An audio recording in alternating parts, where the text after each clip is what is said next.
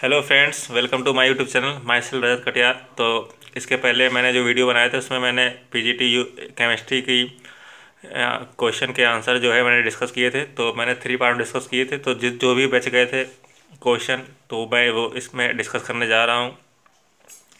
तो I hope आप लोगों ने वो वीडियो देखा होगा। अगर आपने में से किसी ने वो वीडियो मेरा नहीं देखा हुआ है तो मैं इस वीडियो में उन वीडियो के लिंक दे दूंगा, तो आप लोग ज़रूर देखिएगा। तो वो वीडियो आपके लिए ज़रूर हेल्पफुल होगा। और इसकी जो कितना कट ऑफ जाएगा, इसका जो एनालिसिस है मैं अपने नेक्स्ट वीडियो में आप लोगों को बताऊंगा। तो आप लोगों को इससे कोई भी जुड़ी अपडेट चाहिए तो आप मेरे चैनल को सब्सक्राइब करिएगा। मैं एक जल्द ही आपको कट ऑफ बताऊँगा कि किसका कितना जाने वाला है। तो मैं नेक्स्ट क्वेश्चन डिस्कस करता हूँ जो मैंने नहीं किया था। तो जो है पहले क्वेश्चन मैंने 56 तक डिस्कस कर लिए थे कितने थे। तो उसके बाद मैं नेक्स्ट क्वेश्चन की ओर डिस्कस करता हूँ। हमारे पास है on the basis of ionic sizes which of the salts given below will have maximum solubility in water. MgOH को होल ट्वाइस, BaOH को होल ट्वाइस, MgCO3 और BaCO3। तो इसमें साइज दे दिए गए हैं सबका, आयनिक साइज और ये दे दिया गया है। तो ये जो मैग्नीशियम कार्बोनेट है, जो कार्बोनेट सॉल्ट है एल्कलाइन अर्थ मेटल के, उनकी टॉप टू बॉटम जो है सॉल्वेबिलिटी डिक्रीज होती है। तो MgCO3 है ज़्यादा सॉल्वेबल होता है BaCO3 से। तो वो रीज़न इसका ये है कि उसमें हाई हाइड्रेशन एंथैल्पी होती है MgCO3 के, इसलिए ज़्यादा सॉल्वेबल होता है। और हाइड्रोक्साइड जो होता है इनकी जो सॉल्वेबिलिटी है टॉप टू बॉटम जो होती है इंक्रीज होती है। तो ये हाईली सॉल्वेबल होते हैं। तो जो बेरियम हाइड्रोक्साइड है, और इन जनरली जो है हाइड्रोक्साइड जो सॉल्ट होते हैं ज़्यादा सॉल्युबल होते हैं, हाइड्रोक्साइड सॉरी बेस होते हैं ज़्यादा सॉल्युबल होते हैं किसी भी सॉल्ट से। तो जो बेरियम हाइड्रोक्साइड है ज़्यादा सॉल्युबल है। तो ऑप्शन 57 का भी जो है ये करेक्ट है बिल्कुल। आप लोग उसको मिला लीजिएगा। करा the want of factor is very dilute solution of HCl is 1.00002। What will be the percentage of degree of dissociation in the following. तो फ्रेंड इसका आंसर जो होता है, इसका फार्मूला होता है I=AN+1 - A। एन क्या होता है, number of moles after dissociation. Complete dissociation के बाद कितना होता है, 2 आ जाएगा। और I क्या आ जाएगा, इसमें I की वैल्यू दी गई है 1.002। तो यहाँ पर 2A हो जाएगा +1 - A हो जाएगा। तो A 2A और -A+1 बराबर 1.002। तो 1 उधर चला जाएगा तो A की वैल्यू आ जाएगी 0.002। तो यानी कि 2 × 10⁻⁵ परसेंटेज निकाला था इसलिए 100 का मल्टीप्लाई करेंगे तो आंसर हमारे पास आ जाएगा 2 × 10⁻3। तो 58 का जो है ऑप्शन बी करेक्ट है। With respect to the position of elements in the periodic table which one of the following odd pair, कौन सा ऑन पेयर है। तो फ्रेंड्स इसमें देखिए सभी में मैग्नीशियम है, इसका एटॉमिक नंबर 12 होता है। इसका जो पीरियड है वो 3rd है। गैलियम इसका पीरियड 4th है। और इसमें देखिए ये भी 3rd पीरियड के हैं, ये भी 4th पीरियड के हैं, और ये भी सेम पीरियड के हैं। तो ये है ये अलग पीरियड के हैं, इसलिए ऑप्शन ये सही है। 59 का ऑप्शन ए करेक्ट है। Which of the following is an extensive property. तो एक्सटेंसिव प्रॉपर्टी फ्रेंड इसमें एंथैल्पी जो है वो एक्सटेंसिव प्रॉपर्टी होनी चाहिए। वैसे इसका है तो इसमें थोड़ा सा देख लीजिए कंसंट्रेशन वाला, इसका 60 का सी ऑप्शन जो है वो सही कंसंट्रेशन एक्सटेंसिव प्रॉपर्टी है। आप लोग देखिएगा इसको। अगर इस क्वेश्चन में कोई डाउट हो, मतलब कोई हो बताइएगा प्लीज़। थोड़ा सा इसमें थोड़ा कंफर्म नहीं था। नेक्स्ट है द सरफेस टेंशन। ये एक्चुअली ये भी छोड़ दीजिए, थोड़ा समझ में नहीं आ रहा। इसमें एक्स की जगह इसमें वैल्यू 426 दिया गया है, तो आप देख लीजिएगा। वैसे मेरे हिसाब से इसका 61 का ए ही सही है, 4 डिग्री, क्योंकि जो वाटर है उसमें 4 डिग्री पर उसकी जो डेंसिटी होती है वो मैक्सिमम होती है, इसलिए आप लोग देखिएगा। नेक्स्ट है ऑर्डर पूछा गया है डिक्रीजिंग लैटिस एनर्जी। तो लैटिस एनर्जी डिक्रीज कैसे होती है। तो लैटिस एनर्जी जितना ज़्यादा कंपेरेटिवली साइज होता है उसकी लैटिस एनर्जी ज़्यादा होती है। तो यहाँ से देखिए F सेम है, तो इसमें कैटायन का साइज इंक्रीज हो रहा है। जब कैटायन का साइज इंक्रीज हो रहा है तो उसकी लैटिस एनर्जी डिक्रीज होगी, क्योंकि जो साइज है वो कब परमानेंट इंक्रीज होता है और एनायन जो है छोटा हो जाएगा। तो कंपेरेटिवली साइज होती है उनकी लैटिस एनर्जी बहुत ही ज़्यादा होती है। तो इसका ऑप्शन डी सही है, 62 का डी। ये वाला भी एक्चुअली छोड़ दीजिए, ये भी मुझे नहीं मिला था। नेक्स्ट है an acidic buffer solution can be prepared by mixing which of the following para solution. तो acidic buffer solution friend 2 types के होते हैं, एसिडिक बफर और बेसिक बफर। किस प्रकार बनाए जाते हैं। जो अगर एसिडिक बफर है तो वीक एसिड और सॉल्ट से बनता है, जो कि सॉल्ट किससे बनता है, वीक एसिड और स्ट्रॉन्ग बेस से, तो वो एसिडिक बफर होता है। तो इसलिए फ्रेंड ये देखिए हमारे पास वीक एसिड है और इसी का सॉल्ट है, और इसी तरह से बेसिक बफर होता है वीक बेस से और उसी का सॉल्ट से। तो 64 का ऑप्शन बी सही है।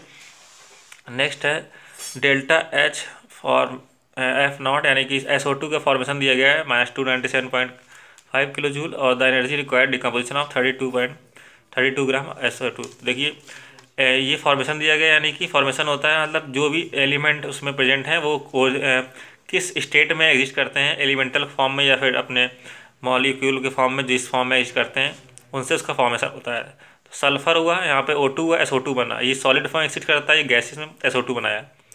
तो इसकी एनर्जी दी गई थी -227.5 किलो जूल। तो यानी कि 1 मोल फॉर्मेशन की जो SO2 के फॉर्मेशन की एनर्जी दी गई थी वो इतनी जूल दी गई थी। तो अगर हमें डिकम्पोजिशन पूछना है तो इसको मैंने रिवर्स किया, तो SO2 का डिकम्पोजिशन हो जाएगा, तो उसके रिवर्स करेंगे तो इसका भी साइन रिवर्स हो जाएगा, तो प्लस का 297.5 आएगा। तो यहाँ पे 32 ग्राम SO2 का दिया गया है, यानी कि 32 ग्राम में मोल निकाल लेंगे, तो मोल क्या होगा, given mass upon molar mass. इसका 32 ग्राम है मास, अपॉन मोलर मास का है 64, तो मोल आ जाएंगे 1/2। तो 1 मोल की एनर्जी इतनी है, इसलिए 1/2 मोल की एनर्जी 1/2 मोल हो जाएगी। तो इसमें 2 का डिवाइड कर देंगे तो आ जाएगा 148.75। लेकिन इसको हमने रिवर्स किया था, तो इसलिए ऑप्शन हमारा 65 का ए सही है। ये वाला जो है ऑप्शन सही है, ये वाला सही है। नेक्स्ट क्वेश्चन की ओर डिस्कस करते हैं, बढ़ते हैं। On the basis of trans directing, तो इसमें भी थोड़ा प्रॉब्लम है। वैसे इसमें जो NH3 है उसका ट्रांस डायरेक्टिंग ग्रुप Cl- ज़्यादा होता है, तो यहाँ पर 66 का प्रोबेबली आंसर डी होना चाहिए। इस क्वेश्चन में डाउट है थोड़ा सा। A catalyst increases the rate of a chemical reaction, कह रहा है जो कैटालिस्ट होता है वो रेट कैसे बढ़ा सकता है। तो फ्रेंड्स मैं बता दूं, जैसे जो कोई भी रिएक्शन प्रोसीड होती है तो उसके लिए उसको किसी भी रिएक्टेंट स्पीशीज को एक्टिवेशन एनर्जी चाहिए होती है। तो यहाँ से यहाँ जाना है तो उसको एक्टिवेशन एनर्जी का बैरियर क्रॉस करना पड़ता है। तो यहाँ से इधर जा रहा है तो अगर ये कम हो जाएगी तो ज़्यादा बार चला जाएगा, तो इसीलिए एक्टिवेशन एनर्जी को अगर डिक्रीज कर देगा तो जो कैटालिस्ट है उसकी रेट बढ़ जाएगी, यानी कि रिएक्टेंट प्रोडक्ट में जल्दी जल्दी कन्वर्ट होगा। तो डिक्रीजिंग द एक्टिवेशन एनर्जी से उसकी रेट बढ़ जाती है। नेक्स्ट है when a mixture of vapour of acetic acid and formic acid manganese oxide at 300 degree Celsius. तो अगर एसिटिक एसिड और फॉर्मिक एसिड को हीट किया जाता है तो कौन सा प्रोडक्ट फॉर्म होता है। तो फ्रेंड्स उसमें CH3CHO फॉर्म होता है, CH3CHO बनता है, CO2 बनता है। तो इसका 168 का सी ऑप्शन है जो करेक्ट है। नेक्स्ट है as per molecular orbital theory of bonding for diatomic molecule smallest value of ionisation energy. तो आयोनाइजेशन एनर्जी क्या होती है, एक इलेक्ट्रॉन को निकालने में किसी भी गैसेस आइसोलेटेड गैसेस एटम को एक इलेक्ट्रॉन को निकालने में जितनी एनर्जी लगती है, तो इलेक्ट्रॉन्स को निकालना है तो यहाँ पर डायटोमिक मॉलिक्यूल्स है। तो मॉलिक्यूलर ऑर्बिटल थ्योरी की बात कर रहा है, तो यहाँ पर दो जो इलेक्ट्रॉन होंगे 2 ऑर्बिटल प्रेजेंट होंगे, एक होगा बॉन्डिंग मॉलिक्यूलर ऑर्बिटल में, एक होगा एंटी बॉन्डिंग। तो जो एंटी बॉन्डिंग होगा उसको निकालने में कम एनर्जी लगेगी और उसकी एनर्जी कम होगी, और जो बॉन्डिंग का होगा वो एनर्जी उसकी कम होती है तो उसको निकालने ज़्यादा एनर्जी की रिक्वायरमेंट होगी, तो उसकी एनर्जी हाई होगी। तो C2 में 12 इलेक्ट्रॉन होंगे तो ये बॉन्डिंग में होंगे। N2 में लास्ट इलेक्ट्रॉन भी 14 है, ये बॉन्डिंग में है। NO में है 15 इलेक्ट्रॉन और CO में है 14 इलेक्ट्रॉन। तो यहाँ पर इसके पास भी 14 इलेक्ट्रॉन है, इसके पास भी 14 इलेक्ट्रॉन है, इसके पास भी 12 इलेक्ट्रॉन है, तो ये बॉन्डिंग में है। यहाँ पर इसके पास NO में 15 इलेक्ट्रॉन है, यानी कि 14 है, एक एंटी बॉन्डिंग चला जाता है, पाई स्टार में चला जाएगा, तो ये इसकी आयोनाइजेशन एनर्जी कम होगी। तो ऑप्शन हमारे पास जो है डी सही हो जाएगा, NO, क्योंकि यहाँ पर NO के पास जो 15th इलेक्ट्रॉन है वो हमारे पास चला जाएगा एंटी बॉन्डिंग में, इसलिए उसके निकालने में सबसे कम एनर्जी लगेगी। 69 का ऑप्शन डी सही है। नेक्स्ट की ओर आते हैं, कह रहा है which of the following is a semi synthetic polymer. तो फ्रेंड रेयॉन जो होता है वो सेमी सिंथेटिक पॉलीमर होता है और इसको विस्कोस भी बोला जाता है, VISCOSE। कह रहा है which of the following 0.1 m solutions will show the highest boiling point. तो हाईएस्ट बॉइलिंग पॉइंट कौन शो करेगा, तो फ्रेंड्स वांट ऑफ जो फैक्टर है जिसका ज़्यादा होगा वो हाईएस्ट बॉइलिंग पॉइंट शो करेगा।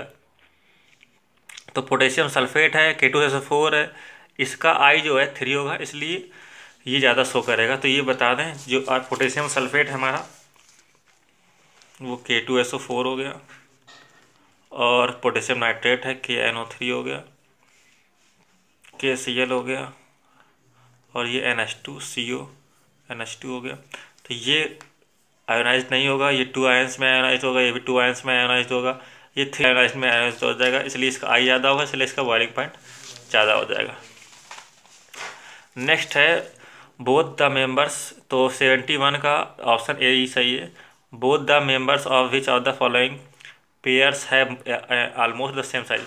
तो जो लेंथेनॉइड कॉन्ट्रैक्शन होता है उसमें 4th, 5th और 6th जो पीरियड के एलिमेंट्स होते हैं उनका जो डी ब्लॉक में 4th और 5th के पीरियड के एलिमेंट्स होते हैं उनका जो साइज होता है अप्रॉक्स सेम होता है, क्योंकि जो एफ उसमें एफ ऑर्बिटल होती है, फिल होती है।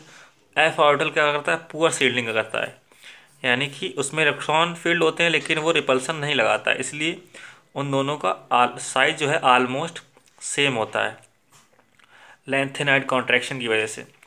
तो इसमें जेडार है, जर्कोनियम है और हाफनियम है, HF है, इनका साइज सिमिलर होगा ड्यू टू लेंथेनाइड कॉन्ट्रैक्शन की वजह से, ये आप लोग ध्यान रखिएगा। तो 72 का ऑप्शन सी सही है।